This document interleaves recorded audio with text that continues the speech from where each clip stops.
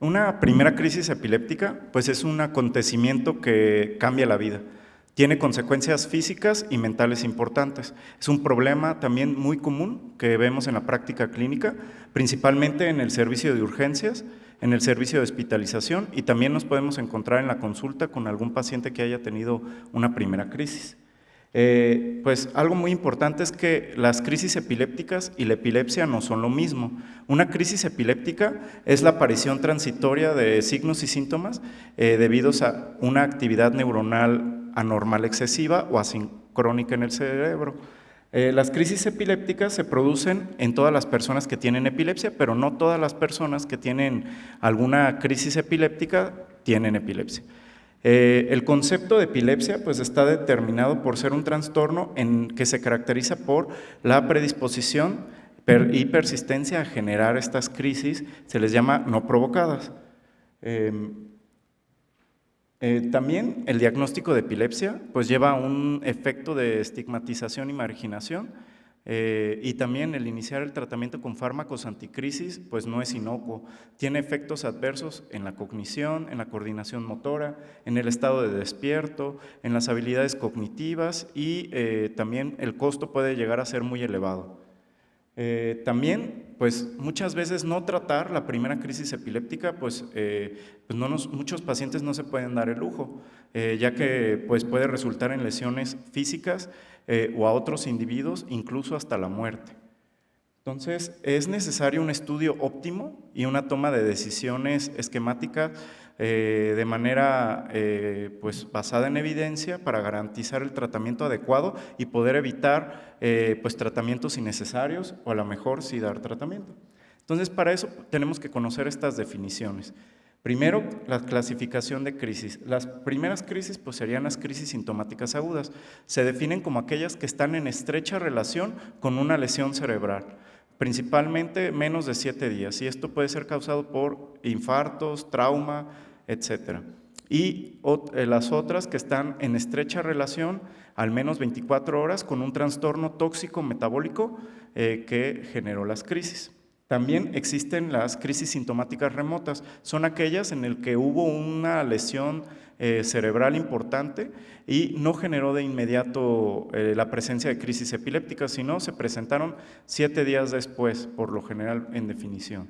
Y también las que son asociadas ya a un síndrome epiléptico y las no provocadas, que se estudió este paciente y no se encontró un factor metabólico tóxico o algún antecedente como de trauma que explicara las crisis. La definición de epilepsia, la actual del 2017 de la Liga Internacional contra la Epilepsia, es una operación, es una definición clínica y se define por uno de estos criterios. Al menos 2 crisis no provocadas con más de 24 horas de intervalo entre cada una. O sea, es una paciente que tuvo 2 crisis, se estudiaron las 2 crisis, no se le encontró ningún factor y están separadas de 24 horas. También una crisis no provocada y que tengamos evidencia de una probabilidad de al menos más del 60% de recurrir. Esto, ¿cómo lo vamos a hacer? Se los voy a presentar más adelante. Y también el síndrome de el diagnóstico de un síndrome epiléptico. Entonces, el riesgo de recurrencia es importante conocerlo, hay varios estudios que hablan sobre esto. En general, una crisis sintomática aguda tiene un riesgo de recurrir del 10 a 20%, esto si no se corrige la causa, por supuesto. Una crisis sintomática remota tiene un riesgo mayor del 60%, por lo tanto, cae dentro de la categoría de epilepsia, y las asociadas a un síndrome epiléptico que también tienen un riesgo mayor del 60% de recurrir, y una crisis no provocada solo tiene el 35% de riesgo de recurrencia. Con una segunda crisis no provocada, el riesgo aumenta al 75% y también cumple los criterios de epilepsia, y pues todas las crisis que suceden dentro de 24 horas tienen el mismo riesgo. Aquí tenemos pues varios estudios que hablan sobre la diferencia de una crisis aguda sintomática y una no provocada y su riesgo de recurrencia. ¿Qué factores clínicos pues nos conllevan a tener más riesgo de recurrencia en una crisis no provocada? Pues es un electroencefalograma con elementos epileptiformes, una lesión cerebral previa, una lesión significativa en imagen, aunque no se haya conocido, una crisis nocturna, y el riesgo de recurrencia de una crisis no provocada es mayor dentro de los primeros 2 años. Varía, dependiendo de las series, entre el 21 y 45%. Por lo tanto, muchas personas deciden tratarlo. El riesgo también es menor, este riesgo disminuye si lo tratamos con fármacos anticrisis. Entonces, yo puedo estar ante el escenario de una primera crisis, que puede ser una crisis no provocada, un evento paroxístico no epiléptico, que puede ser una arritmia cardíaca o un síncope, pueden ser muchas cosas, y una crisis sintomática aguda, o sea, provocada. Estas representan el 40% de las crisis, de todas las que vamos a ver, 40% de las primeras crisis y del 50 al 70% de los estados epilépticos de novo. Entonces, el primer paso es ver cuáles son nuestros objetivos de una crisis epiléptica en urgencias. Sería, 1, proteger al paciente. Entonces, estabilizar siempre los signos vitales. 2, hacernos esta pregunta, si esto se trata de una crisis epiléptica, y pensar en los posibles diagnósticos diferenciales. 3, intentar identificar la causa pensando que esta puede ser una sintomática aguda, y corregir las causas subyacentes si encontramos algún factor metabólico o algo que podamos corregir. Y la otra, muy importante, es detectar y tratar el estado epiléptico. Entonces, este es el resumen de la plática, viene por pasos, los vamos a ir desglosando paso a paso. Entonces, el primer paso es siempre el ABC, ver los signos vitales y estabilizar al paciente y detectar el estado epiléptico. Entonces, el estado epiléptico, podemos estar ante un paciente que no recuperó el basal después de las crisis, ya han pasado más de 5 minutos y el paciente actúa de manera extraña. O otra opción es que el paciente después de la crisis no se recuperó, tiene un estado mental alterado, está actuando de manera extraña, o tiene datos muy sutiles como nistagmo, mioclonías, etc. Y la otra es pues, un paciente que tiene una crisis tónico-clónica generalizada que dura más de 5 minutos. Entonces, ¿qué vamos a hacer? Comprobar y asegurar los signos vitales, mientras vamos a intentar obtener una historia clínica adecuada, no utilizar o prescribir medicamentos si no son meramente necesarios, y reconocer el estado epiléptico. ¿Qué pasa ante un paciente que ya llegó a urgencias, pero llega caminando, etcétera? Pues uno va a ser atendido de forma preferente. Si está consciente, está sintomático, pues lo vamos a dejar en una área donde lo podamos vigilar y que espere pues, el turno de ser atendido. Si llega en estado crítico, pues uno valorará el nivel de conciencias, el ABC, y pues le vamos a dar atención de manera preferente. ¿Y qué vamos a hacer si el paciente sigue convulsionando? Pues vamos a proteger la cabeza porque pueden llegar a tener lesiones importantes, le vamos a colocar puntas nasales para muchas de las crisis impiden que el paciente tenga una adecuada respiración. Lo vamos a colocar en posición de seguridad, que va a ser de lado. Muchos pacientes al terminar las crisis pueden llegar a vomitar, y vamos a tomar el tiempo pues, para ver cuánto están durando las crisis. Entonces, el paso 2 es realizar una anamnesis y exploración clínica adecuada. Esto, pues, vamos a ver el contexto clínico en el que se presentaba la crisis, qué síntomas estaban asociados, si hubo relajación de esfínteres, trauma o alguna lesión física, la forma de inicio y la progresión de la crisis, en dado que haya tenido algo así, historia de consumo de medicamentos, drogas, enfermedades, etcétera, ¿no? Y haciéndonos esta pregunta, si es la primera crisis, 40% de los pacientes que se presentan con una primera crisis en urgencias realmente ya han tenido otro tipo de crisis, nada más que no se reconocen. Por ejemplo, mioclonías, ausencias, etc. Por ejemplo, esto. Estereotipias. De la anamnesis vamos a preguntar especialmente sobre antecedentes familiares, si ya se conocía en la familia alguien con epilepsia, factores desencadenantes, por ejemplo, estaba consumiendo algún tipo de droga, las dejó, el alcohol, el estrés, etcétera, algunas enfermedades y, por ejemplo, alguna insuficiencia respiratoria, cardíaca, también renal, algún trauma importante previo, hábitos tóxicos, por ejemplo, dónde trabaja, etcétera, la ingesta de qué fármacos, por ejemplo, los que más peso tienen serían los anticolinérgicos y antidepresivos, y el paso 3 sería descartar una crisis aguda sintomática. ¿Eso cómo lo vamos a hacer? Pues tomando los signos vitales, ver estigmas en la piel, venopunción, etcétera, y la exploración neurológica. Entonces, vamos a buscar primero alguna etiología que amerite un tratamiento urgente y que ponga en peligro la vida del paciente.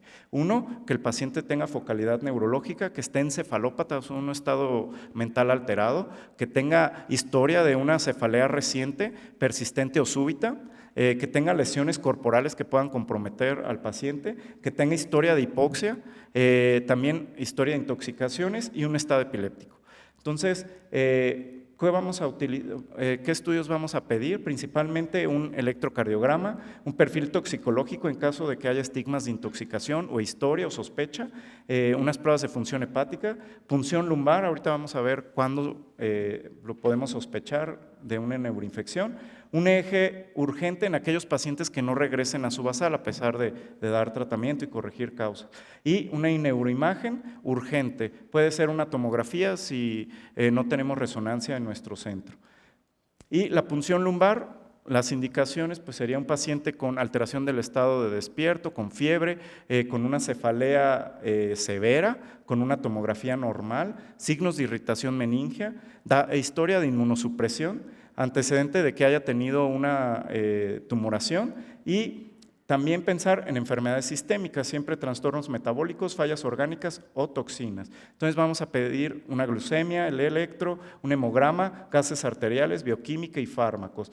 ¿Cuáles son los trastornos metabólicos que más se asocian con las crisis sintomáticas agudas? En esta revisión que se hizo encontramos que alteraciones de la glucosa, el sodio, el calcio, magnesio, urea y el BUN. Y aquí están los valores que más se han asociado con las crisis sintomáticas agudas. En esta revisión también recomiendan algunos otros tipos de estudios que nos pueden ayudar. Marcadores séricos para crisis tónico-clónicas generalizadas. Se ha estudiado un poco más, se ha encontrado para esto que el lactato es un marcador metabólico sólido en elevaciones concentradas, más del 90% de los casos en los primeros 30 minutos de tener una crisis epiléptica, y más o menos se eleva a 1.5. El amonio se eleva en el 70% de los pacientes. Niveles de fosfato también muestran un aumento temprano y una disminución 2 horas después de que se yugularon las crisis en 1/3 de los pacientes, y en caso de una serie de crisis o incluso estado epiléptico, la creatinina sinasa, la CPK, nos puede ayudar también, y esto pues nos puede dar la pauta como para una buena hidratación de nuestro paciente. Y el paso 4, un diagnóstico diferencial adecuado, que es en esta zona, ¿no? Entonces, hay muchas causas que pueden imitar las crisis epilépticas, pero las principales son el síncope de reflejo, que más o menos va al 74%, crisis no epilépticas, 16%, una apnesia global transitoria, una parasomnia, episodios de vértigo súbito y asterixis. Entonces, este estudio me gusta mucho porque habla sobre cómo clínicamente intentar diferenciar las crisis que están asociadas a un síncope epiléptico o a una crisis epiléptica. Es la regla del 10-20. Se dice que menos de 10 movimientos, una media de 2, va para síncope, más de 20 movimientos hacia crisis, y movimientos asincrónicos va más para síncope. Entonces, el síncope se caracteriza 100% por perder el tono, podemos tener mioclonías y una postura tónica en el 65%. Este estudio se hizo en mesa inclinada. Aquí les pongo un video de un paciente que tiene un síncope reflejo y que tiene crisis secundarias al síncope, o sea, un lanzado. Ahí va. Entonces, se provocó el síncope y vemos cómo son movimientos asincrónicos, si los contamos, son menos de 10. Ahí termina. Entonces, muchas veces, a veces eso es lo que ve el testigo. También los videos caseros pues nos sirven mucho. Tienen sensibilidad de hasta el 95%, especificidad del 97% para diferenciar crisis no epilépticas de cualquier otro trastorno paroxístico. Y en urgencias, en el 74% de sensibilidad con una especificidad de 32% para así saber si es un evento paroxístico no epiléptico o una crisis epiléptica. Y el paso 5, los estudios paraclínicos específicos. Entonces vamos a estar, ya después de haber estudiado a nuestro paciente, ante dos escenarios. Una crisis sintomática aguda, que vamos a corregir o tratar la causa, si se puede, y no amerita tratamiento a largo plazo con fármacos anticrisis. O vamos a estar, no encontramos nada, es una crisis no provocada y tenemos que determinar el riesgo que tiene para recurrencia con una resonancia. Neuroimagen, aquí están las indicaciones, y tomografía simple, pues tiene una probabilidad del 16 a 40% de detectar una causa de las crisis.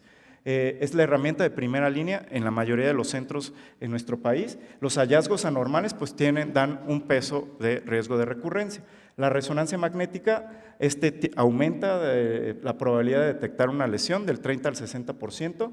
Vamos a encontrar la mayoría en el 50% gliosis o encefalomalacia y nos va a ayudar a detectar una lesión potencialmente epiléptica y va a aumentar el riesgo de recurrencia de una crisis en el 60%, o sea, ya es epilepsia. El electroencefalograma, mientras más temprano mejor, se recomienda de 24 a 48 horas. ¿Por qué? Porque aumenta pues el que vamos a detectar algo. El eje que muestra anomalías sustanciales, pues se aumenta en el 70%. El eje estándar es negativo, pues podemos privar de sueño al paciente y aumenta entre un 13 y 31% la fiabilidad del electro. También la actividad epileptiforme dentro de los primeros, en un eje de 30 minutos, pues si vemos esto, nos va a aumentar la probabilidad de tenerlo más del 60%. Entonces, la tasa de recurrencia, pues ya nos va a ser alta y pues amerita tratamiento, ¿no? El tratamiento de no provocada, como ya lo había visto, pues, se los había dicho, era más o menos en el 35% en 2 años. Y aquí hay una discusión hay neurólogos que deciden tratarlo y otros que no, y después suspender el tratamiento a largo plazo. Pero también lo que se ha visto pues, es que tratarlos durante esos 2 años no mejora el pronóstico a largo plazo. Y pues no existe realmente una fórmula o cálculo que podamos aplicar para sumar los factores de riesgo. Se debe siempre de individualizar. Tratamiento anticrisis, pues en caso de que esté indicado cuál usar, uno de amplio espectro, saber los efectos adversos, saber las comorbilidades de nuestro paciente, costos, disponibilidad y tener en cuenta las mujeres en edad fértil que pueden tener alguna como contraindicación. Tener en mente que los bloqueadores de canales de sodio pueden exacerbar las epilepsias generalizadas y aquí incluyo la gabapentina. Entonces como cuadrito se me hizo muy útil para conocer un paciente con una enfermedad renal. Podemos utilizar fenitoína o valproato sobre el levetiracetam.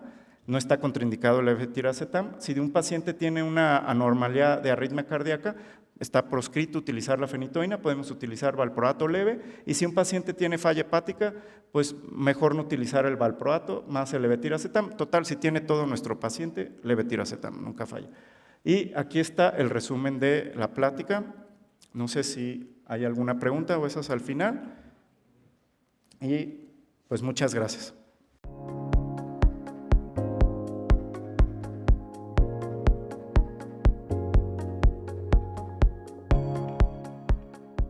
Muchas gracias. La migraña no es un dolor de cabeza, la migraña es una enfermedad neurológica, crónica, sumamente compleja y no curable. Ahora, pensamos que afecta a 1.200 millones de personas en el planeta Tierra. 1.200 millones de personas en el mundo tienen migraña. Es la segunda causa de discapacidad en el mundo.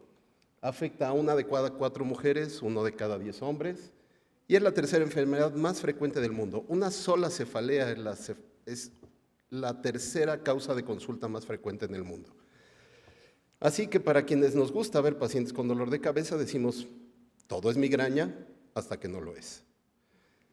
Con esto, déjenme contarles una historia. Es una mujer que me refirieron en 2019, pienso, para darle tratamiento innovador para migraña. Se acababan de introducir a México los anticuerpos monoclonales contra el péptido relacionado al gen de la calcitonina. Y bueno, querían que le pusiera yo Botox o que le pusiéramos estos anticuerpos nuevos.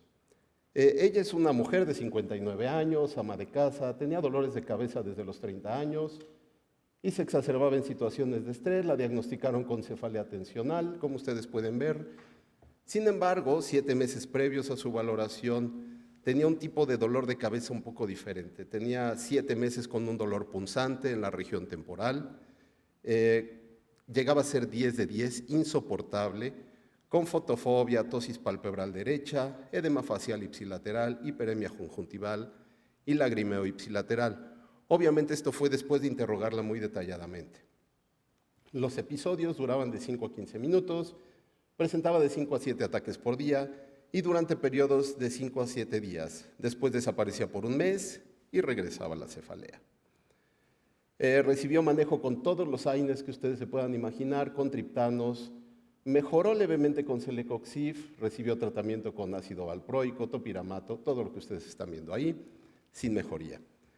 Fue diagnosticada con migraña, como les decía, y la canalizaron para que le pusiéramos estos tratamientos innovadores. Ahora mi pregunta es, ¿la paciente tiene migraña? ¿Pensarían ustedes que la paciente tiene migraña? ¿Tiene un diagnóstico clínico de migraña? Sí. ¿Quién alza la mano para saber que sí? Nadie alzó la mano. Migraña. ¿Quién dice no tiene migraña? Alzamos la mano. Un poquito más. Ok. Bueno, la paciente tenía algo que se llama hemicrania paroxística. Es una cefalea trigémino autonómica. No sé qué pasó aquí. Se fue la última diapositiva. Algo sucedió. Okay. Nuevamente. Ok, entonces la paciente, no sé qué apreté mal, tiene una hemicrania paroxística y cumple todos los criterios de hemicrania paroxística. Es un tipo de dolor de cabeza trigémino autonómico, es un tipo de dolor de cabeza diferente. Evidentemente no es migraña o no era migraña, pero la hemicrania paroxística puede ser secundaria a muchas cosas. Contactos microvasculares, aneurismas, infartos cerebrales, enfermedades de la colágena, tumores cerebrales, meningiomas petrosos, tumor de Pancoast. Así que, como esta plática es de banderas rojas, tal vez se imaginen, esta es la paciente, pueden ustedes ver el edema facial durante el ataque, la ptosis palpebral o el cierre palpebral, ojo rojo. Y lo que encontramos en su resonancia magnética fue un meningioma invasor en la región frontal. Entonces, con esto, me pidieron hablar acerca de banderas rojas en cefaleas. Las banderas rojas, los objetivos educacionales será identificar la existencia de cefaleas secundarias, reconocer las banderas rojas y describir brevemente algunos criterios clínicos de cefaleas frecuentes. Ahora, el primer paso en la evaluación, el primero en la evaluación de cualquier paciente con cefalea es descartar causas secundarias. Ese es el primer paso.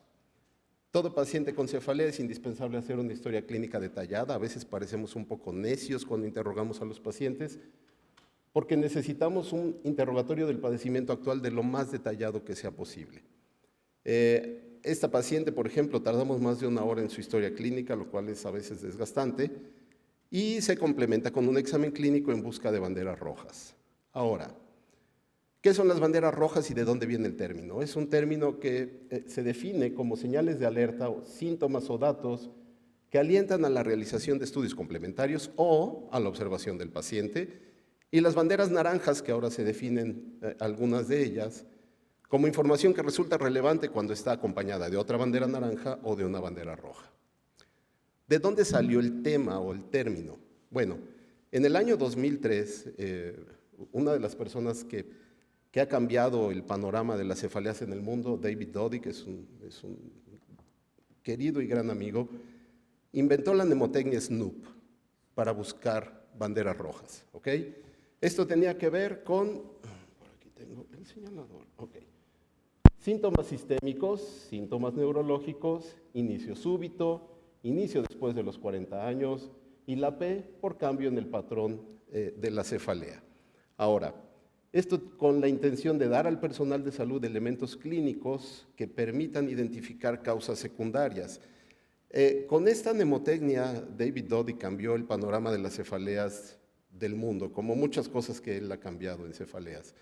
La mnemotecnia ha evolucionado mucho y empezamos con SNOOP y luego SNOOP 4, ok, SNOOP 4, Y ahora estamos en SNOOP 10. Ok. Y describe las banderas rojas, síntomas sistémicos.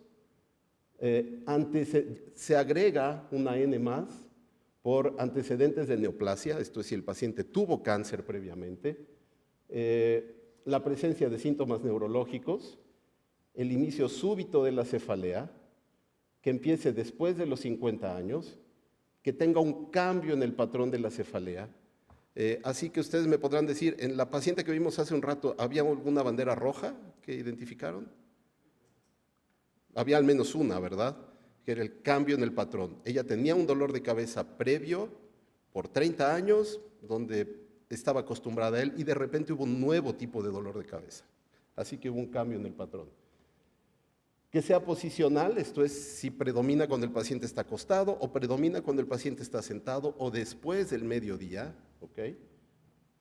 Que se precipite por ejercicio o por toser o por sonarse, que haya la presencia de papiledema, que el dolor sea progresivo o tenga una presentación anormal, que se presente en el embarazo o en el puerperio, es otra bandera roja. Nuestra paciente tenía otra bandera roja, tenía síntomas autonómicos y dolor ocular, que sea postraumática, que esté asociada a compromiso del sistema inmunológico, incluido el VIH, y cada día más los tratamientos inmunosupresores que damos en neurología, en oncología, en reuma, en todas las especialidades. Y el sobreuso de medicamentos o que aparezca en el momento que dimos un medicamento nuevo, en cualquier otra especialidad. ¿Qué medicamentos se han asociado a cefaleas? Cardiovasculares, AINES. En Médica Sur tuvimos el primer caso que yo sepa documentado de meningitis aséptica por abuso de AINES. Así es que pueden dar cefalea muy intensa, antibióticos, algunos medicamentos gastrointestinales y bueno, todos los que pueden ustedes ver aquí pueden relacionarse a dolor de cabeza. Ahora, la clasificación internacional en su tercera edición de las cefaleas tiene 300 tipos diferentes de dolor de cabeza. La verdad es que no es realista memorizar toda la clasificación, ¿ok? Pero es recomendable al menos tener en cuenta los criterios de algunos de los tipos más frecuentes. Esto no quiero que lo lean, solo para que vean que no estoy mintiendo con 300 entradas diferentes, ¿ok? Y cada una tiene criterios clínicos. Así que, considerando que las causas más frecuentes son migraña y cefalea tensional, sería recomendable memorizar sus criterios. Los invito a que busquen el artículo de cefalalgia del 2018, ya está la traducción al castellano con los términos aceptados. Y los dos criterios, cefalea tensional y migraña sin aura. ¿Qué hacemos si un paciente tiene banderas rojas? Lo ideal es hacer estudios de imagen. La tomografía tiene un valor limitado en pacientes con cefalea o en estudio por cefalea. El estándar de cuidado es la resonancia magnética. El estándar de cuidado es un concepto que adoptamos de los Estados Unidos, pero en Estados Unidos el estándar de cuidado no es un término médico, es un término legal. Quiere decir que es lo mínimo que debo de hacerle legalmente a un paciente para estudiarlo. Así que la resonancia magnética es el elemento que es el estándar de cuidado.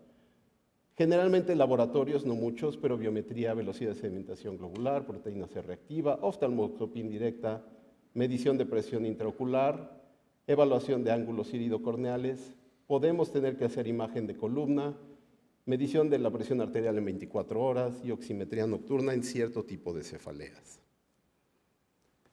Con esto vamos a pasar a otra historia. Este es un hombre de 56 años, economista, con dolores de cabeza normales. Esta palabra me encanta. No existe ningún dolor de cabeza normal.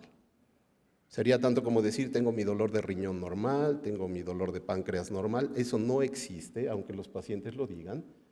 Dolores de cabeza desde la adolescencia, 3 veces por mes, pulsátil, sono, fotofobia, náuseas y control absoluto con aspirina efervescente.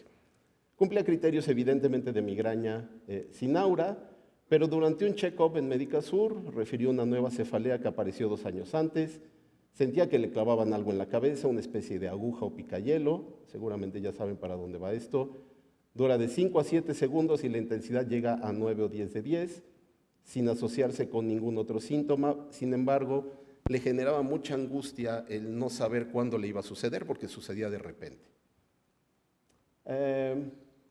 ¿Cuál piensan que es el diagnóstico clínico probable y quién piensa que hay una bandera roja?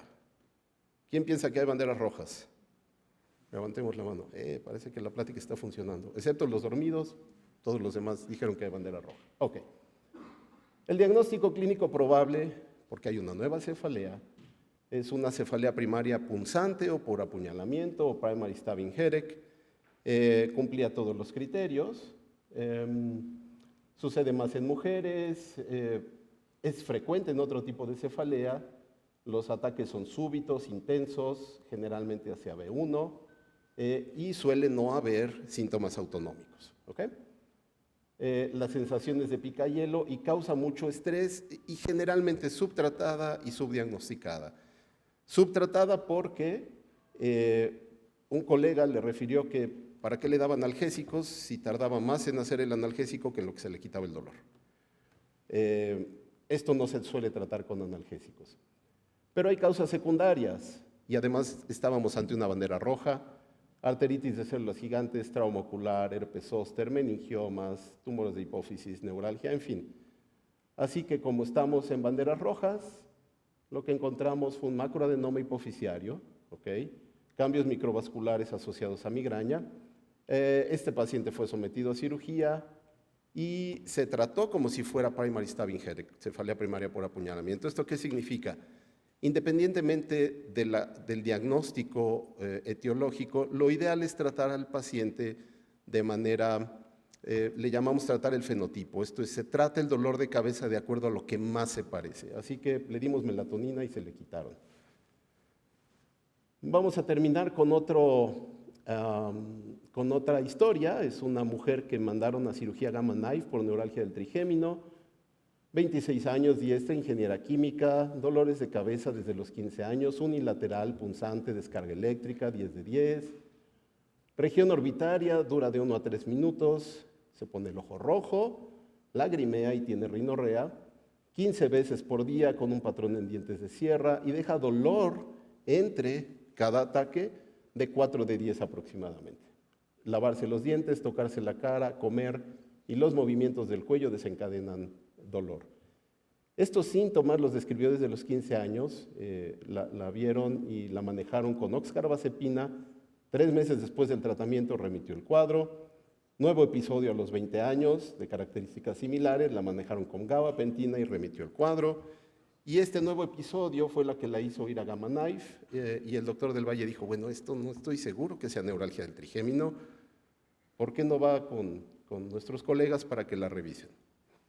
El examen clínico fue normal. Durante la consulta tuvo un episodio donde se documentó los síntomas autonómicos y se le dio tratamiento, bueno, ya venía con tratamiento con gabapentina. Ahora, ¿habrá banderas rojas? ¿Quién dice sí?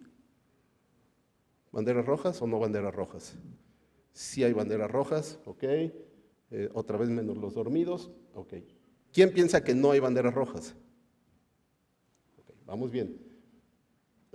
¿Piensan que la paciente tiene neuralgia del trigémino? ¿Quién piensa que tiene neuralgia del trigémino? Levantamos la mano, ok. ¿Quién piensa que no tiene neuralgia del trigémino? Ok. Ganamos los que pensamos que no tiene. ¿Y cuál piensan que sería el diagnóstico clínico? ¿Alguien? Ok. Entre más largo es el nombre, menos dura la cefalea. Tiene Short Lasting Unilateral Neuralgiform Headache Attacks. Es un dolor de cabeza sumamente infrecuente, de una duración muy corta, se puede presentar muchas veces al día y el dato clave es el lagrimeo y la rinorrea que no se presentan en la neuralgia del trigémino. Este es un estudio bien interesante de Amal Starling, donde diferencia SUNA de neuralgia del trigémino y los síntomas autonómicos son la clave. Los desencadenantes se parecen muchísimo, pero también hay causas secundarias y como estamos en cefaleas trigémino en banderas rojas, la paciente tiene una anomalía del desarrollo venoso con contactos vasculares en la emergencia del trigémino. así que es una cefalea secundaria y se identificó gracias a las banderas rojas. ¿Cuáles son los mensajes para llevar a casa? Las cefaleas son la segunda causa de consulta en el mundo, así que hay que saber que existen. Independientemente del grupo de edad, el primer paso es evaluar la presencia de banderas rojas. La historia clínica detallada, aunque se oiga necio a veces, es la clave del diagnóstico. No es realista memorizar la clasificación entera, sin embargo, deben tenerse en mente algunos criterios de las cefaleas más importantes o más frecuentes. Este es un evento que vamos a llevar a cabo en Arizona, es muy completo de actualidades en neurociencias, es un vuelo de 2 horas y media. Y con esto yo terminaría con los arrepentimientos de la gente que estaba a punto de morir, este estudio de Brownie Ware, que documentó de qué se arrepentía la gente que estaba a punto de morir. Así es que con esto yo termino y les agradezco mucho.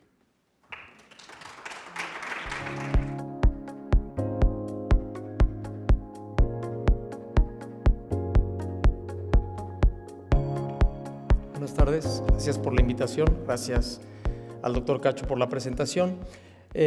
Bueno, pues vamos a hablar es muy extenso hablar de EBC, voy a tratar de hablar solamente de detección rápida y protocolos, qué es lo que se tiene y qué es lo que se ha hecho.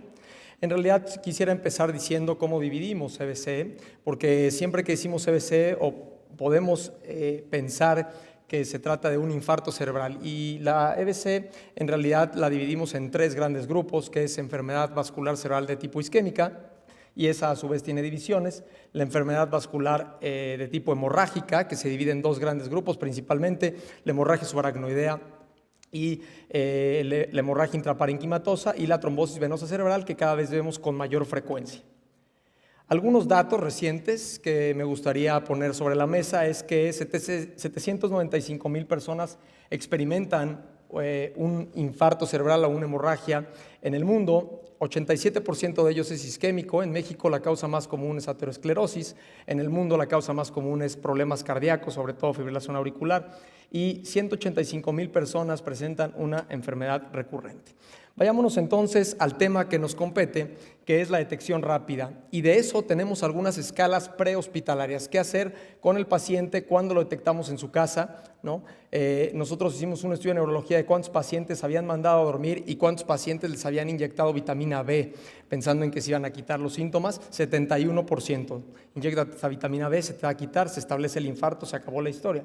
Entonces, para eso tenemos una escala que se llama la escala hospitalaria de Cincinnati, en donde tenemos 3 rubros importantes.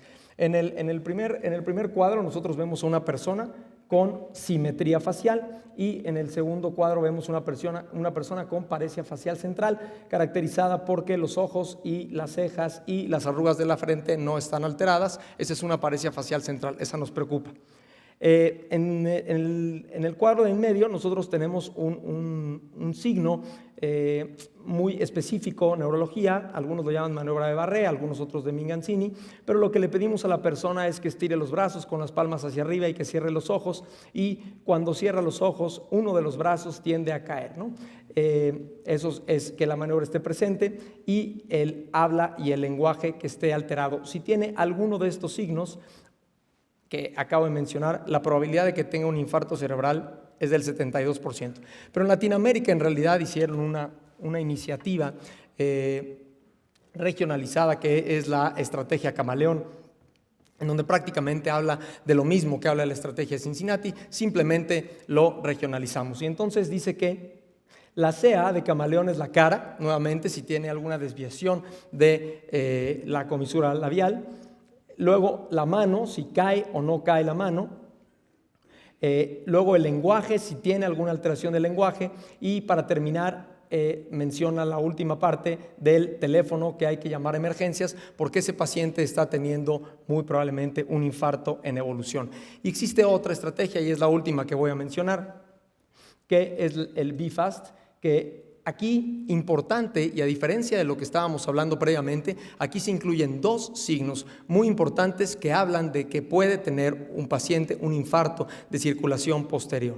¿sí? Los signos de los que estamos hablando para hablar de circulación posterior es el balance, que tenga un trastorno en el balance y que tenga algún problema visual. Si estoy hablando de una diplopia o si estoy hablando de algo así, tenemos que pensar que el infarto está en el tallo cerebral y el tallo cerebral está irrigado por ramas provenientes de la basilar, de las arterias cerebrales posteriores o de las vertebrales. Entonces, nosotros detectamos a un paciente por la escala que quieran con una probabilidad de infarto y entonces llega a urgencias de Médica Sur o a urgencias de donde ustedes quieran. ¿Y qué hay que hacer en urgencias? ¿Cuál es nuestra responsabilidad en urgencias? ¿Qué es lo que tiene que hacer un médico de primer contacto antes incluso de hablarle a un neurólogo? Y eso compete a todos ustedes, si son internistas, si están haciendo la residencia en urgencias o alguien más. ¿Qué es lo que pasa? Bueno, además de tomar signos vitales y tomar una glucometría capilar, que son datos muy importantes para establecer el diagnóstico inicial del paciente, voy a tratar de obviar esta parte del ABC.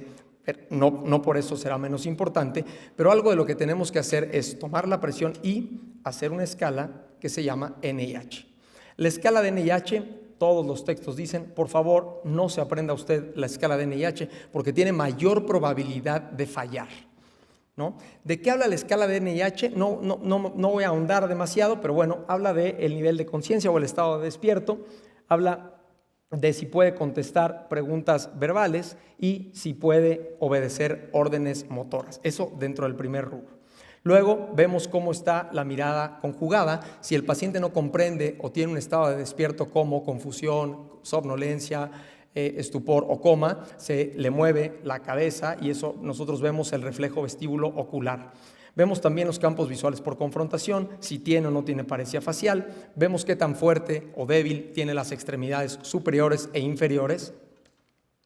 Vemos si tiene o no tiene ataxia. Vemos también cómo está la sensibilidad, cómo está el lenguaje y cómo está el habla. No confundir lenguaje con habla, no es lo mismo. El lenguaje es la capacidad de entender, de emitir, de repetir, de escribir y de leer, y el habla es solamente la capacidad de articular palabras. ¿Correcto? Entonces, por eso son dos rubros diferentes. Y por último, tenemos extinción y negligencia. ¿Por qué pongo esta imagen? Bueno, el NIH lo que hace es medir, o se creó esa escala para medir una oclusión de la arteria cerebral media. Si ustedes se fijan, aquí estamos viendo un corte coronal y aquí estamos viendo un corte axial, y todo lo que se ve en azul, incluso prácticamente todo lo que se ve en azul, que representa el 60% más o menos del cerebro, está irrigado por la arteria cerebral media. 8 de cada 10 infartos cerebrales de tipo isquémico son causados por infartos de la arteria cerebral media. El NIH, igual que el ASPECS, del que voy a hablar un poco más adelante, están creados para evaluar si el paciente tiene o no tiene síntomas de obstrucción de la arteria cerebral media. Entonces, ahí en urgencias, nosotros, y voy a pasar rápido el algoritmo y posteriormente voy a hacer una pausa. Solamente voy a poner el algoritmo previamente. Se tiene que tomar en cuenta un estudio de imagen. Ahorita vamos a hablar cuándo una tomografía, cuándo una resonancia magnética, cuándo una angiotomografía, cuándo una perfusión, etc.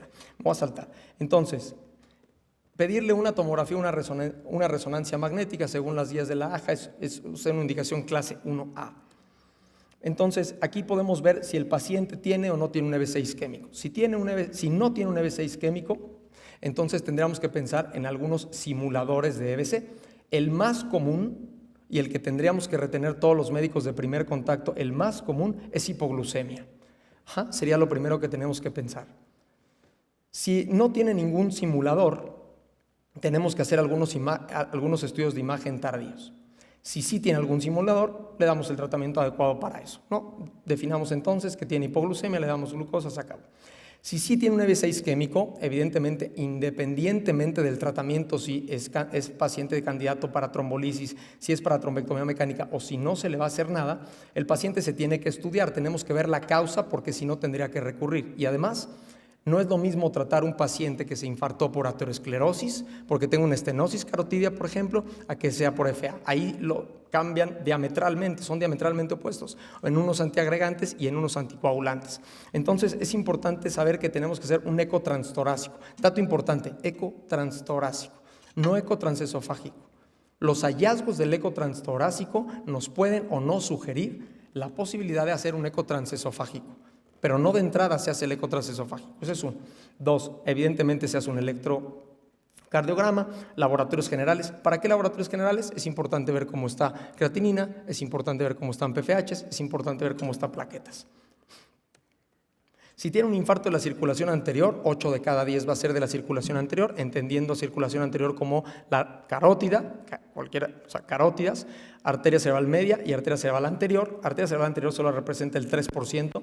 Si sí tiene un infarto de la circulación anterior, bueno, hay que hacer entonces un estudio no invasivo de carótidas. ¿A qué se refiere esto? Un Doppler carotídeo. ¿Sí? No se les está diciendo hagan un angiotac, hagan una resonancia magnética con protocolo para carótidas. No, un Doppler carotídeo es suficiente razón. ¿Okay? Si no tiene buena ventana, si no se puede hacer, si tiene un cuello corto, etcétera, entonces pensamos en un estudio secundario para estudiar carótidas.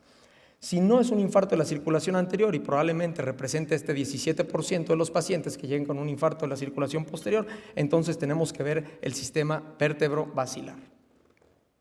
Una vez que se hacen esos estudios, entonces nosotros tenemos una causa identificada y si la identificamos se debe tratar. No voy a ahondar en eso, la charla es de diagnóstico. Si no tenemos una causa identificada, entonces es cuando se vuelve suficientemente complejo el EBC, que en realidad no tiene nada de complejo, es prácticamente una receta de cocina, el EBC isquémico, los pasos a seguir, pero cuando no encontramos la causa, entonces sí es un problema, porque hay que buscar qué síndrome clínico tiene, si tiene una mutación, si no tiene una mutación. Y entonces es cuando se pide un Holter, cuando podemos pedir pruebas genéticas. Fíjense ustedes que todas son clase 2A, ninguno es 1, todas son 2A.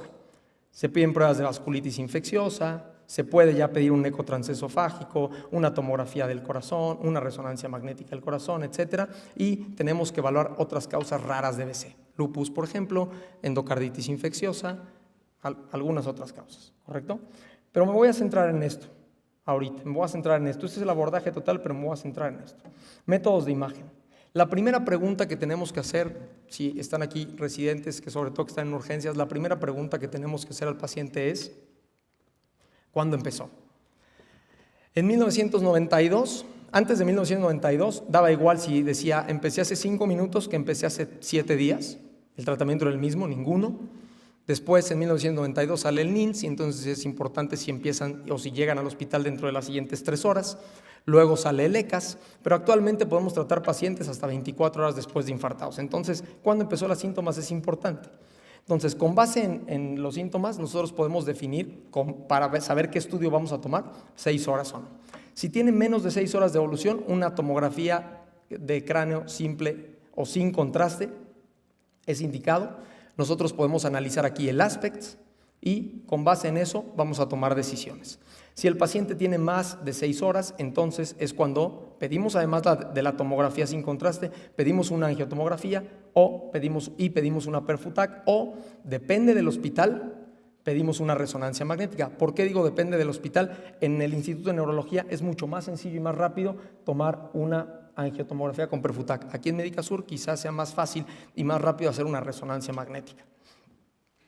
Y esto nos va a llevar a la toma de decisiones. ¿Por qué hablo del aspects? Bueno, el aspects nuevamente lo que nos va a medir es si tiene o no tiene oclusión de la arteria cerebral media. Y el aspects tiene 6 puntos, que son las ramas de la arteria cerebral media, y nosotros vemos 2 cortes. Primero, los ventrículos laterales, que serían estos, y antes los núcleos de la base.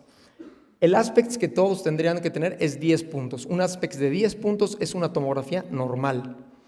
Y conforme nosotros vayamos viendo hipodensidades, entonces le vamos restando un punto. ¿Ok? Se considera un aspects bueno arriba de 6.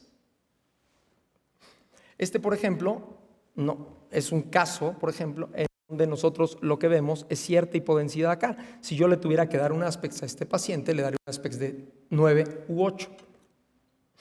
Si yo ya veo la angiotac de este paciente, nosotros vemos una oclusión importante en el primer segmento de la arteria cerebral media del lado izquierdo. Tiene una oclusión proximal.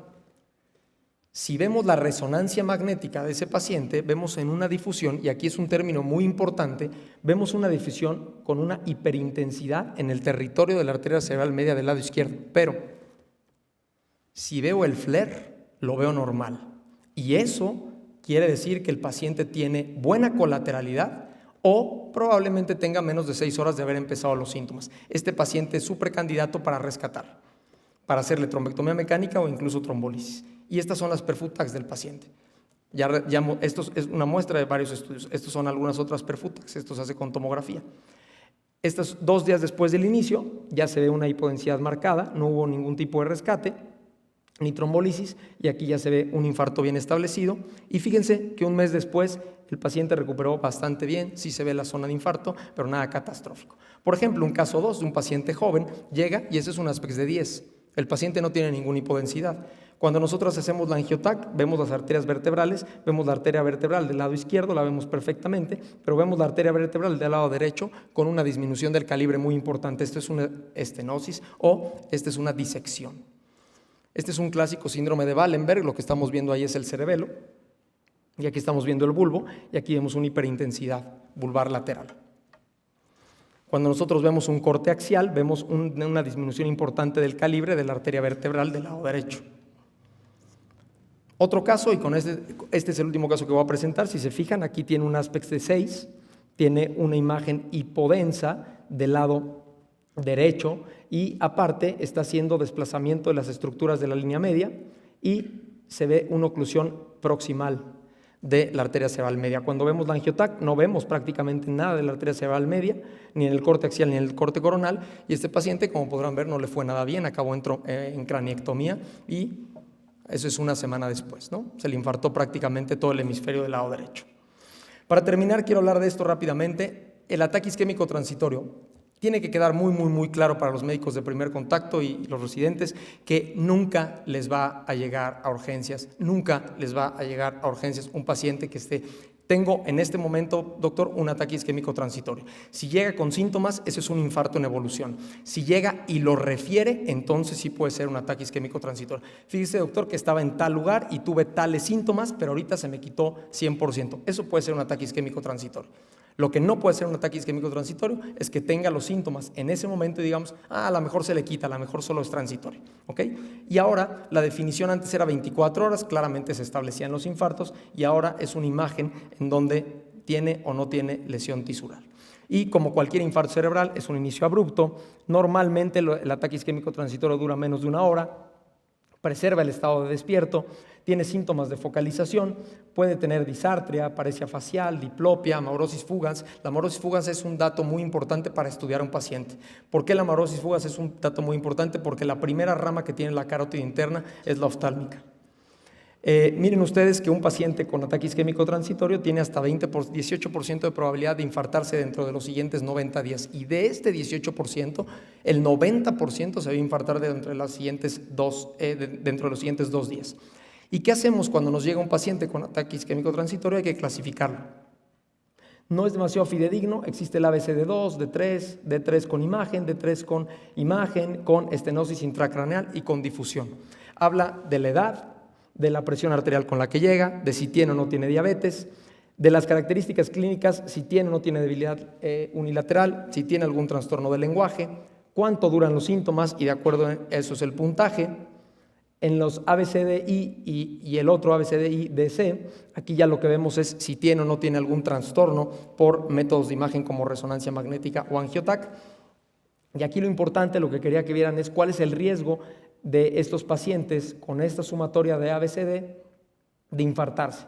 Cuando suma un paciente un riesgo alto, 6 a 7 puntos, tiene hasta 20% de probabilidad por el ABCD3, pero hasta 8% de probabilidad de infartarse con ABCD2 dentro de los siguientes 2 días. Esto es importante que lo sepan, en cualquier calculadora de internet lo pueden encontrar. La evaluación diagnóstica prácticamente es la misma, lo ideal es hacer una resonancia magnética y lo ideal es abordar la causa. Aquí, para prácticamente finalizar, vemos cuáles son los mejores estudios para determinar si tiene o no tiene estenosis carotidia, pero no porque tenga mejor sensibilidad o mejor especificidad es el primer estudio. Una cosa es cuál es el primer estudio que voy a hacer y otra cosa es cuál es el estudio de elección. El primer estudio que se tiene que hacer, como lo dije previamente, es el Doppler de carótidas, ¿no? El mejor estudio que podríamos hacer es una angioresonancia magnética. Algunas consideraciones para la práctica clínica es que la tomografía sin contraste tiene baja sensibilidad para detectar infartos pequeños. La difusión es la mejor modalidad, es el gold standard para ver infartos y ataques isquémicos transitorios, siempre y cuando salgan normales. La angiotomografía es muy buena para detectar estenosis intracraneales y el monitoreo prolongado de estos pacientes es útil para determinar el ritmo cardíaco. Entonces, con esta termino. Este es el algoritmo que se tiene que seguir para cualquier ataque isquémico transitorio, ¿correcto? Nosotros llega la ambulancia, posible infarto cerebral o que nos refieran que tiene una NIT, lo ve el neurólogo o lo ve el médico de primer contacto, se hace el estudio de imagen, se identifican los factores que pueden ser alto riesgo para ver si el paciente se interna o si no se interna y se va a su casa y se hacen los estudios médicos pertinentes. Espero no haberme extendido demasiado. Muchas gracias.